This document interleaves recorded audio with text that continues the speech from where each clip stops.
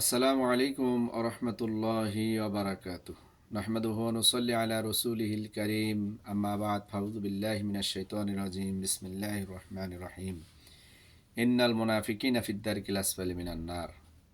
প্রশংসা মাত্র আল্লাহ সুবহানাহু ওয়া তাআলার জন্য, যে দয়াময়, যে রব্বুল আলামিন আমাদেরকে উত্তম সৃষ্টির শ্রেষ্ঠ সেরাজীব হিসেবে সৃষ্টি করেছেন। আমরা সকলে বলি আলহামদুলিল্লাহ। প্রিয় নবীর প্রতি দরুদ পাঠ করি সংক্ষিপ্তভাবে, আল্লাহুম্মা সাল্লি আলাই আল্লাহুম্মা বারিক আলাই।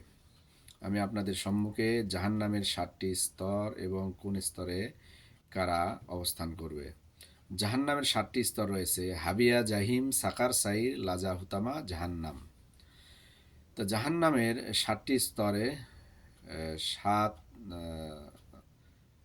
ব্যক্তিরা অবস্থান করবে। 1 নম্বর হলো, প্রথম স্তরে যারা থাকবে গুনাহগার মুসলিম,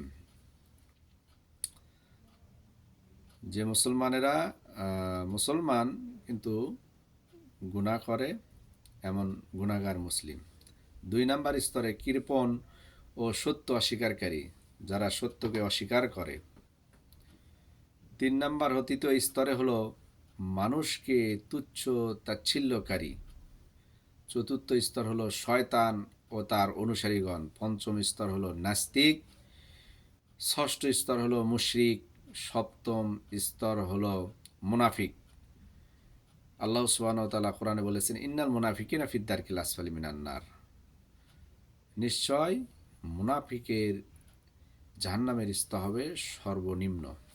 মুনাফিকের 4টি আলামত রয়েছে। 1 নম্বর হলো কথায় কথায় মিথ্যা কথা বলে। 2 নম্বর, ওয়াদা করলে ওয়াদা ভঙ্গ করে। 3 নম্বর, আমানতের খেয়ানত করে। 4 নম্বর, কথায় কথায় গালি দেয়। ঝগড়া লাগলেই সীমালঙ্ঘন করে, গালিগালাজ করে। আল্লাহ সুবহানাহু ওয়া তাআলা আমাদের সকলকে যেন এই জাহান্নামের স্তরগুলি থেকে হেফাজত করেন, এবং আল্লাহ সুবহানাহু ওয়া তাআলা যেন সকল মুসলিম মুমিন বান্দা বান্দীদেরকে যেন আল্লাহ সুবহানাহু ওয়া তাআলা জান্নাত নসিব করেন। আল্লাহুম্মা আমিন।